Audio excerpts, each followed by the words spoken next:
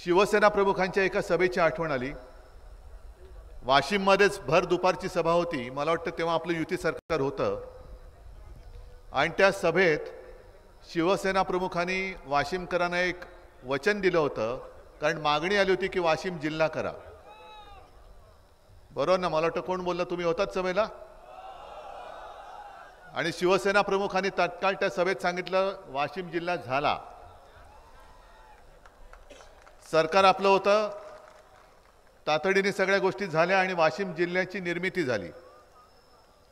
आणि मला अभिमान एका गोष्टीचा आहे की तेव्हापासून किंवा त्याच्या आधीपासून वाशिम, यवतमाळ आणि शिवसेना हे असं घट्ट नातं निर्माण झालेलं आहे की याच्यामध्ये किती गद्दारीचे किडे वळवळले तरी ते आता तुटणार नाही।